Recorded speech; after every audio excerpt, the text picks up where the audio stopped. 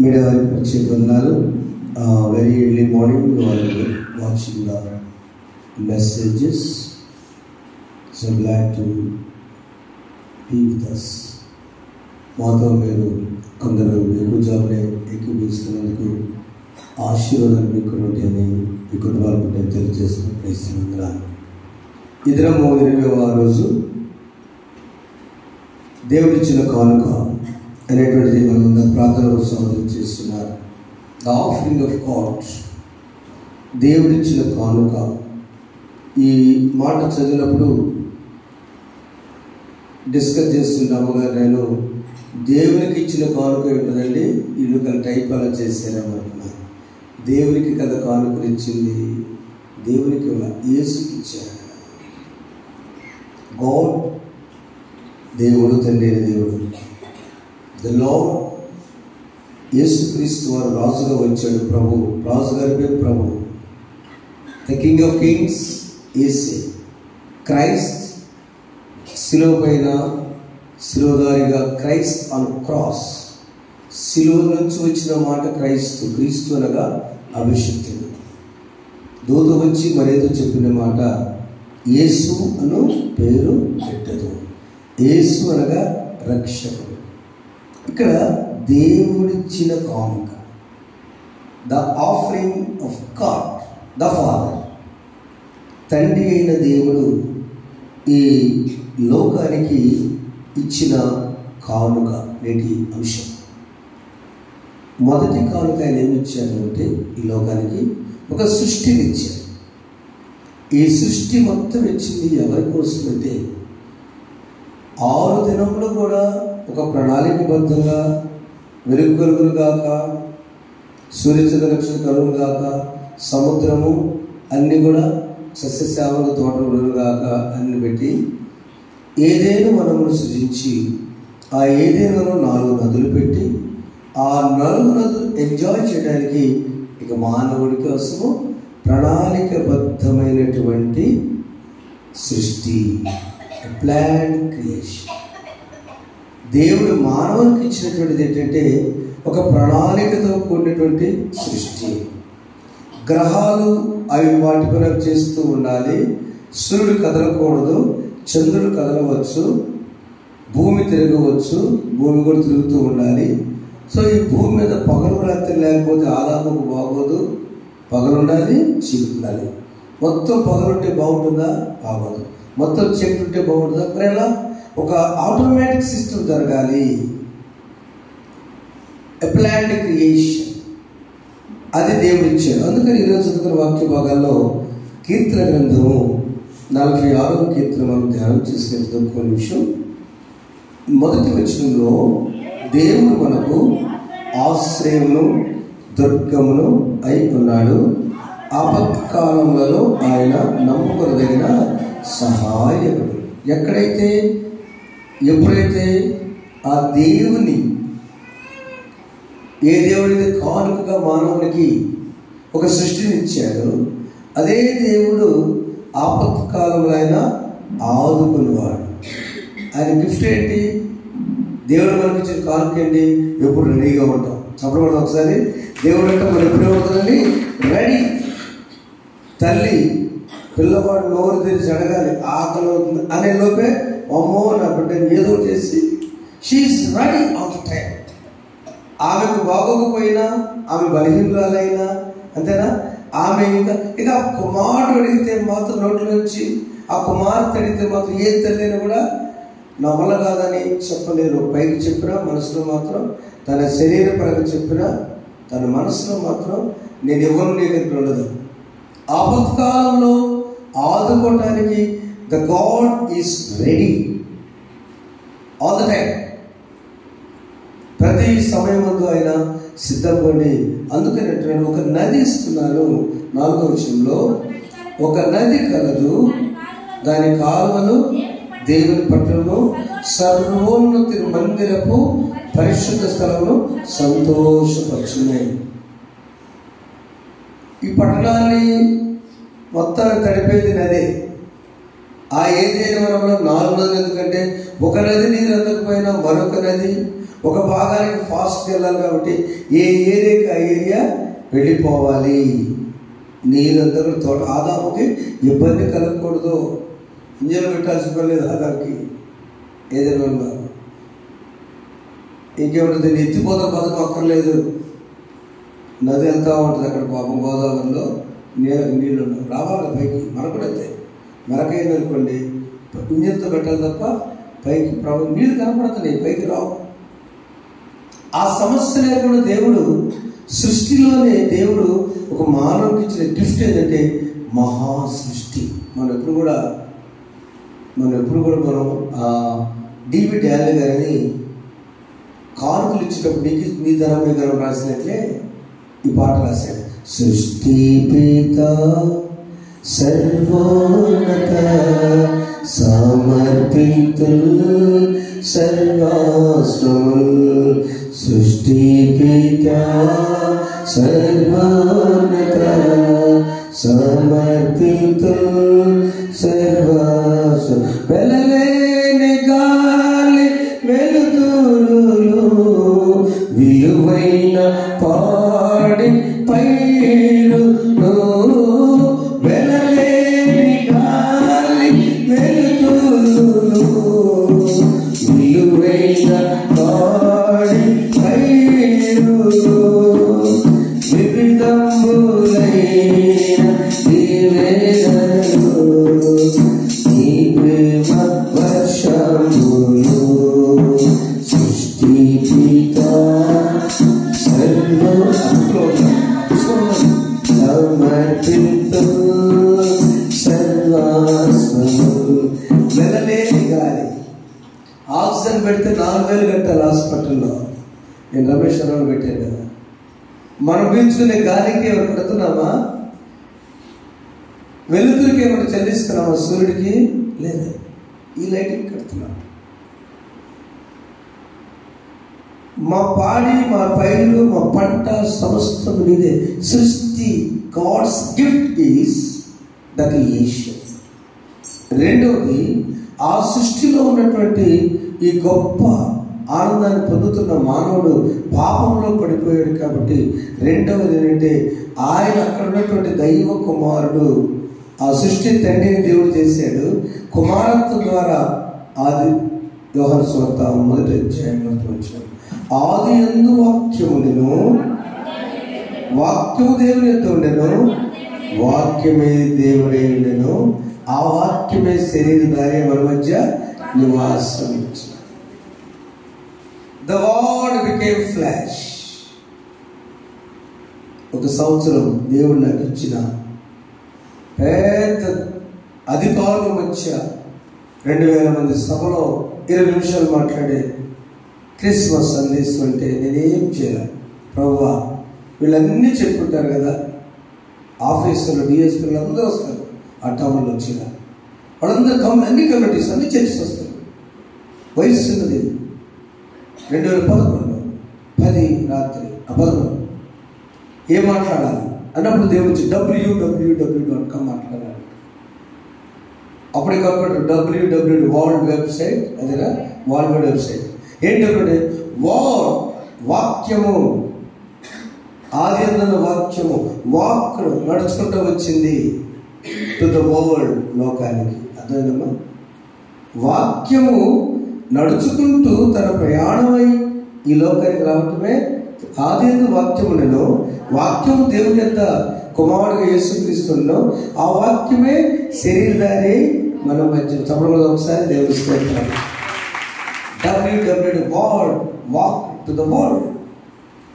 ఈ లోకానికి నడుచుకుంటూ వచ్చినది ఆయన గిఫ్ట్గా కుమారుడే వచ్చాడు.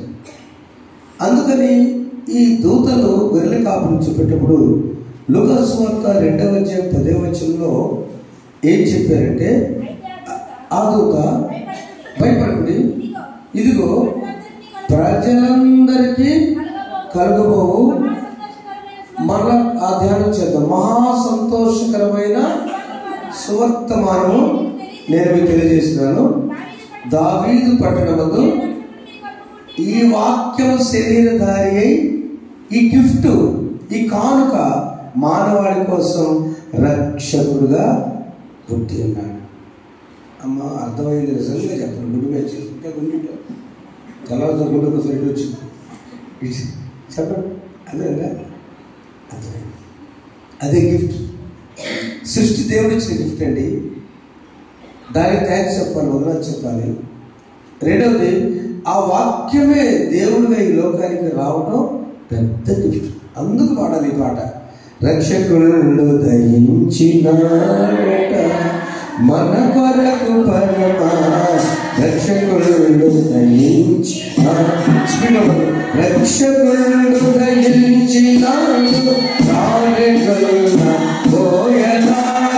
తక్షణమున పోయి మన నిరీక్షణ బలముందు రాము, రక్షకుడు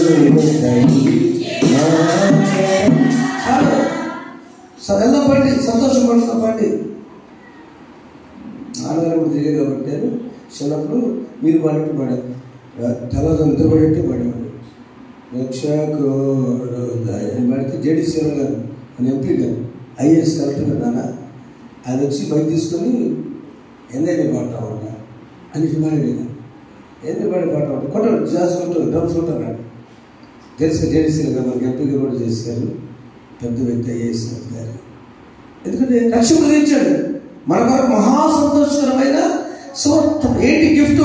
రక్షకుడు అక్కడెక్కడ ఉన్నటువంటి తండ్రి దగ్గర ఉన్నటువంటి కుమారుడు ఈ లోకానికి కానుకగా వచ్చి దేవుడిచ్చిన కానుక. మొదటి కానుక సృష్టి, రెండవ కానుక తన ప్రియ కుమారుడిని ఈ లోకానికి ఇచ్చాడు. ఇది గుర్తించినటువంటి గొర్రెల కాపర్లు వారేం చేశారంటే, వారేమిచ్చారంటే వారు వెళ్ళి ఆ బాలుని దర్శించారు. ఎక్కడ? పశువుల శాలలో. కానీ 2 సంవత్సరాల తర్వాత ఆ బాలుడు అక్కడ లేరు. ఈరోజు అంశం, ఆయన అక్కడ లేరు.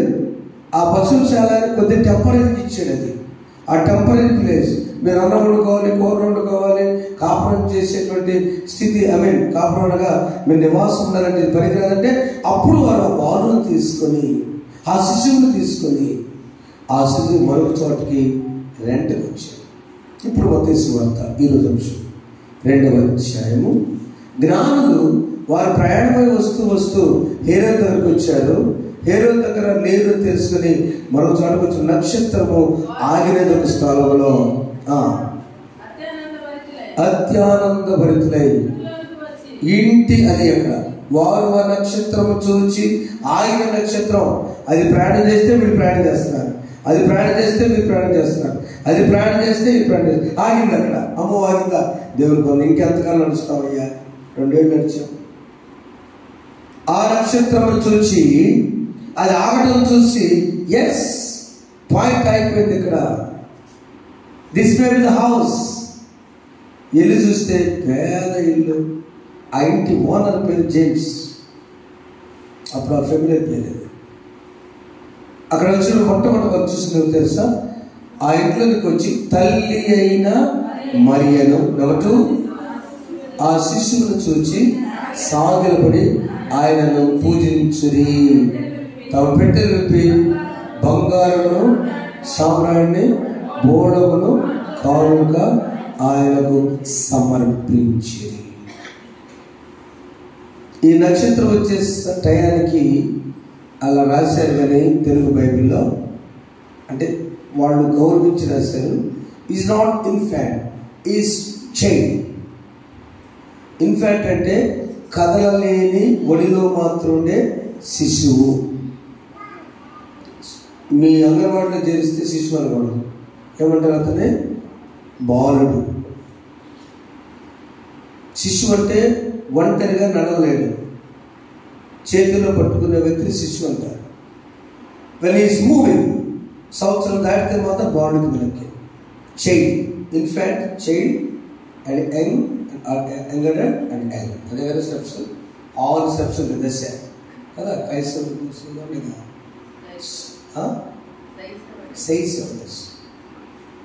శిశువు, చిన్నపిల్లవాడు, బాలుడు, 12 years యంగ్, 18 సంవత్సరాల వయసు పెద్దవాడు, మధ్య వయసు, వృద్ధులు, ఇవన్నీ 6 దశలు.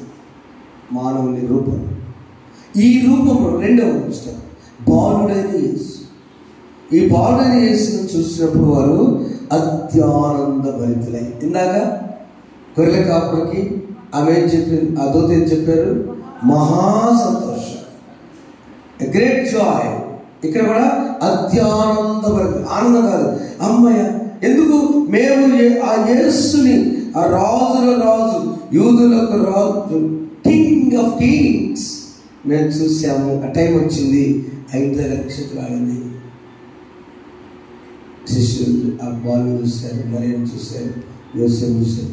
3 విషయాలు వారు అనిపించారు. నా ప్రియమైన సంఘమా, మనం గుర్తించాల్సిన విషయం ఏంటంటే పుట్టిన వ్యక్తి మామూలు వ్యక్తి కాదు, సృష్టికర్త.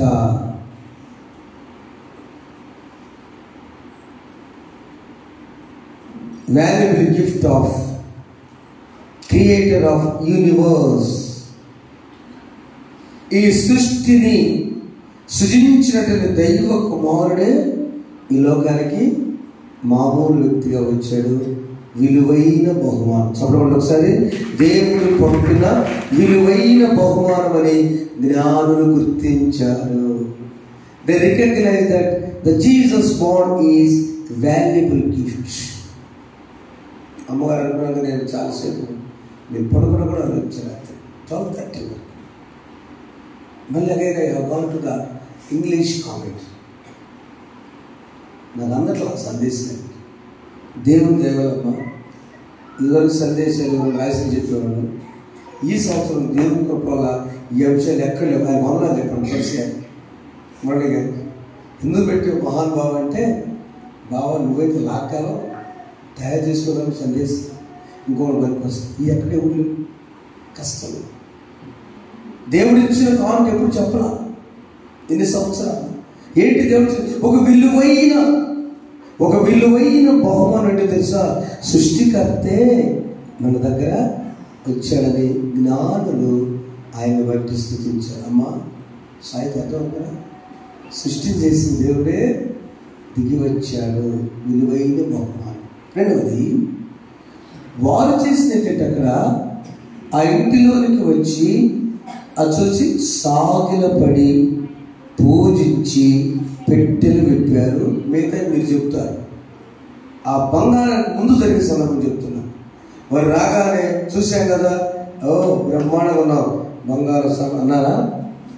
మనము ఆ బహుమానాలు ఇవ్వకముందు నాయన మేము ఎంతటి వారు, ఈ 3 దేశాల్లో వెరీ ఫెమిలియర్ గిఫ్ట్స్ అవి. ఒక్కొక్క దేశానికి ఒక ప్రసిద్ధి ఉంటుంది. బంగారము అరేబియన్, వారి ప్రసిద్ధి అక్కడ అరబ్స్.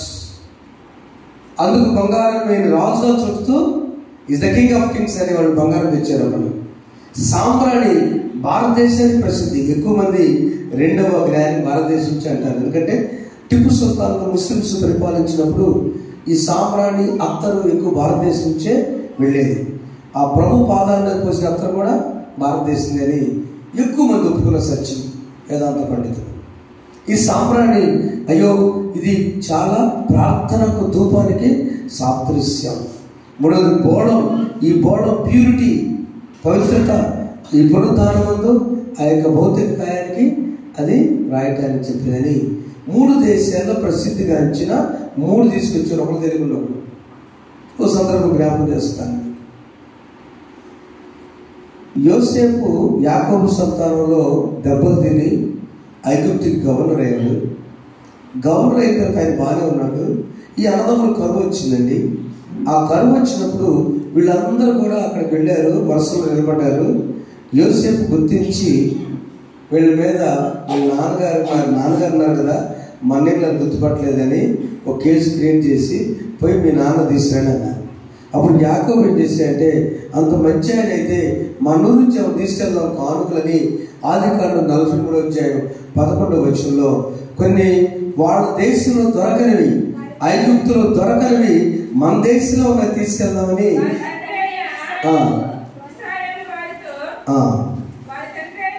వారి తండ్రి ఇశ్రాయేలు ఆ కుమారుతో అట్లయినా ఈ దేశమందు ప్రసిద్ధములైనవి అనగా కొంచెము అన్ని డ్రై ఫ్రూట్స్, మస్తకి, తేనె,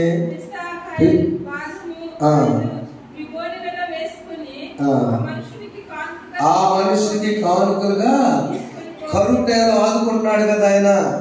కాబట్టి కొడుకని తెలియదు చేసేది, అర్థం తల్లి, కొడుకని తెలియదు. కొడుకని తెలియక ఆ మనిషిని కానుకలుగా డ్రై ఫ్రూట్స్ తీసుకెళ్ళండి. డ్రై ఫ్రూట్స్ ఎప్పుడు తిన్న డ్రై ఫ్రూట్స్ షాప్లో ఫుల్ డబ్బులు ఎప్పుడు కరోనా టైంలో. కరోనా డ్రై ఫ్రూట్స్ చికెన్ రెండు ఒక్కొక్కటి 4 అయ్యారు. సరిపోయింది బాగా. డ్రై ఫ్రూట్స్ నీకు శక్తిని ఇస్తాయి. అది ఇజ్రాయెల్ దేశంలోనే ఉంటాయి. బాదం, పిస్తా ఉన్నాయి కదా అక్కడ, తేనె, అవునా, మస్తకి, తేనె, సుగంధద్రవ్యాలు, గోళం, ఇవన్నీ కూడా పిస్తా, బాదం ఇవన్నీ తీసుకొని వెళ్ళండి. వాళ్ళ తరపు అవి ఏదైతే వెరైటీ దొరకకపోతే మన బంధువులు టౌన్లో ఉన్న వాళ్ళకి జున్ను తీసుకెళ్తే అంత పండుగ, అవునా, అక్కడ దొరికేది ఏదో వెరైటీ, అది ఆర్టిఫిషియల్ జున్ను. ఎందుకు దొరకదు? బాబాయ్ జున్ను బాగా తెచ్చాయ్యా, ఎంత సంతోషం.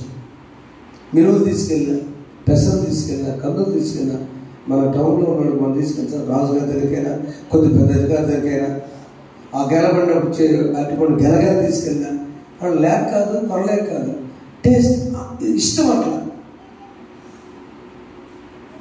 నెట్టపల్లి డాక్టర్ గారు ప్రేమచంద్ గారు, బావగారు కట్ట ప్రేమచంద్ గారు గవర్నమెంట్ హాస్పిటల్ చాలా చేశారు.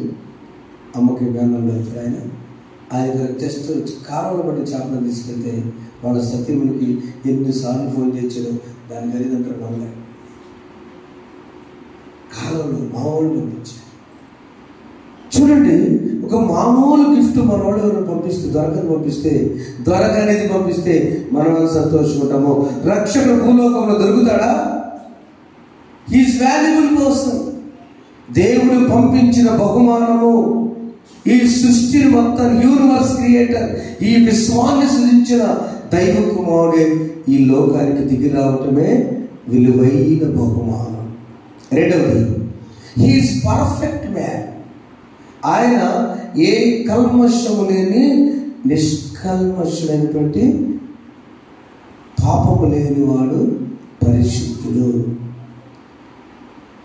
యేసు ప్రభు జన్మలో ఏ దోషమును లేదు, పరిశుద్ధుడుగా ఆయన లోకానికి జన్మించాడు. ఇందాక యోసేపు చెప్పినప్పుడు ఈ డ్రై ఫ్రూట్స్ అని తీసుకెళ్తే యోసేపు సంతోషపడ్డా, బాధపడ్డా అని తర్వాత చూస్తే యోసేపు ఒక పక్క సంతోషం వేస్తుంది, ఒక పక్కన బాధ వేస్తుంది. కొడుకుని తండ్రి ఎక్కువగా చూస్తే తట్టుకోలేడు, అవునా? ఏమండి పరమాబు గారు, మా నాన్నగారంటే నాకు బాధ వేస్తుంది. లిట్టి అంటే హ్యాపీ అవుతాడు, సుజాత గారంటే నన్నుగా గుర్తించకుండా నన్ను వేరుగా గుర్తించారని వేదన, మరో ప్రకేమో ఆనందం. నాకు స్థితిని బట్టి యోసేపు అది కోరుకోలే డ్రై ఫ్రూట్స్. యోసేపు కోరుకుంది ఐక్యత, ఆనందం, ఉమ్మడి కుటుంబ వ్యవస్థ, జీవనం. ప్రియమైన వారారా, ఈ ఉదయకాలంలో మన దేవుడి చిరుకాలకు మొదటిది సృష్టిని ఇచ్చాడు. రెండవది, సృష్టినే సృజించిన తన దైవ కుమారుని లోకానికి విలువైన బహుమానంగా పంపించాడు. మూడవది, రక్షణ కార్యము జరిగించాడు, సాక్రిఫిషియల్ లైఫ్.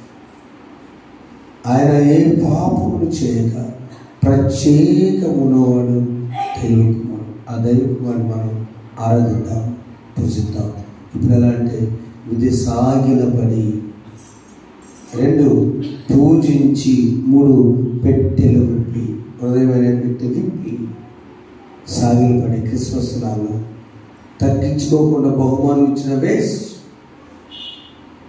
తగ్గించుకోకుండా నువ్వేదిచ్చినా, రొమ్మిల్చుకొచ్చిన ఆ జ్ఞాని యొక్క బహుమానము, అది బంగారమైన ఏదైనా కూడా సాగిలపడి. రెండవది, పూజించి. సాగిలపడి అంటే దే డినైడ్, వారి యొక్క ఎత్తు పర్సనాలిటీ, వాళ్ళు జ్ఞానం కదమ్మా, వాడు వారి ఒంటెలు దిగి వచ్చి సాగిల బాగుంటే ఉండే ఆయన దగ్గర పాదాల దగ్గర సాగిల కారణము విలువైన బహుమానం. చెప్పకూడదు ఒకసారి, యేసు విలువైన బహుమానంగా ఈ లోకానికి వచ్చాడని వారు గుర్తించారు. కాబట్టి సాగిల సాగిలపడ్డారు, 2 పూజించారు, వారి పెట్టెలు అనేటువంటి విప్పి అర్పించారు.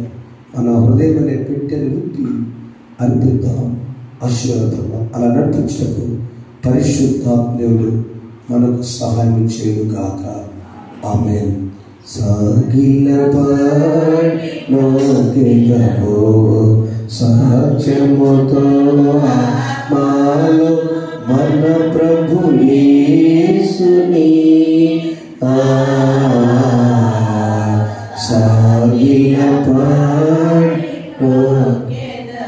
పరిశుద్ధానికి స్తోత్రం. విలువైన బహుమానం మాకు ఇచ్చారు, విలువైన కానుక. ఈ సృష్టిని అనుభవించుకొని ఏదైనా వనంలో ఆదాముకి ఇచ్చి ఉన్నారు. ఆ సృష్టిలో ఉన్న మేము నా తండ్రి, గాలి, నీరు, వర్షము, సమస్తము నదులన్నీ నీవే కదా నాయన. నువ్వేది కొట్టలేదు ప్రభు తండ్రి, నీకు నువ్వెక్కడ గుర్తించలేదు నాయన. నీ స్తుతిస్తూ ఉన్నాం సృష్టి బట్టి. నీ ప్రియకుమారుడు సృష్టికర్తని లోకానికి కానుగా పంపించావు తండ్రి, స్తోత్రాలు. పరిశుద్ధునిగా త్యాగమూర్తిగా పంపించిన దేవునికి స్తోత్రాలు చెల్లిస్తున్నాం. మేము అది గుర్తించి మేము సాగినప్పుడు జ్ఞానం వలె పూజించిన తండ్రి, పెట్టెలు విప్పి పంపించట్టుగా మా హృదయమైన పెట్టెలు విప్పి మేము నా తండ్రి కొన్ని సమయాన్ని వెచ్చించేవారుగా చేయమని, చేరిన బిడ్డలందరూ మీరు దీవించమని, ఇదని టీసాక్స్ ఏర్పడుకుంటూ మన ఆశీర్వదించమని యేసునామములో కొంచున్నాము తండ్రి. ఆమేన్. మమ్మల్ని ఉదయం వరకు సురక్షితంగా కాపాడిన ఓ ప్రభువా, మా పరలోకపు తండ్రి, సర్వశక్తిగల నిత్యమైన దేవా, నీ మహాశక్తితో ఈ దినమంతా మమ్మల్ని సంరక్షించుము. ఈ దినం ఏ పాపంలోను కాకయు ఏ విధమైన పాయంలోను చిక్కున్నట్లు కృప చూపము. మా కార్యములన్నీ యాజ్ఞకు అనుకూలములై నీ దృష్టిలో నీతిత్వమని నీతోనూ పరిశుద్ధ ఆత్మతో సదా ఏక దేవుడే యుగములు జీవించి పరిపాలించినట్టు నీ కుమారుడు మా ప్రభువైన యేసుక్రీస్తు వారిని వేడుకొనుచున్నాము. ఆమేన్. పరలోకమందున్న మా తండ్రి, నామం పరిశుద్ధపరచబడుగా, నీ రాజ్యం వచ్చుగా, నీ చిత్తము పరలోకమందు నెరవేర్చినట్లు భూమి యందు నెరవేరుగా. ఆంధ్రప్రదేశ్ దయచేసి వారిలో ప్రార్థన చేసిన వారు మేము క్షమించిన ప్రకారం మా ప్రార్థన క్షమించు. శోధనగా దృష్టిలో తప్పించు. రాజ్యము, శక్తియు, మహిమయు నిరంతరం నీవైనవి. ఆమేన్. మన తండ్రి దేవుని ప్రేమ, ప్రభువైన యేసుక్రీస్తు వారి కృప, పరిశుద్ధాత్మ సహవాసం ఇప్పుడు సదాకాలం మీకు మీ కుటుంబాలకు విలువైన బహుమతులు యేసు ఆశీర్వాదంతో నింపును గాక. ఆమేన్. సమరాని బోలే చర్చాలే ఆలోకినా చుచాలే అరమలో సమరాని బోలే చర్చాలే ఆలోకినా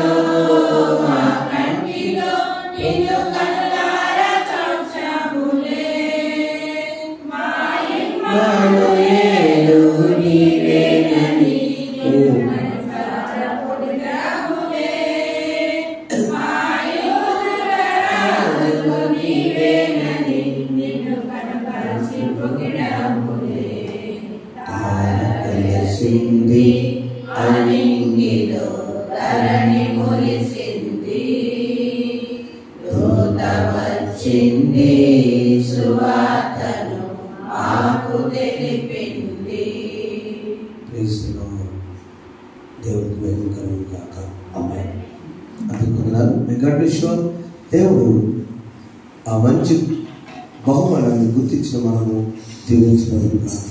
ఆమేన్.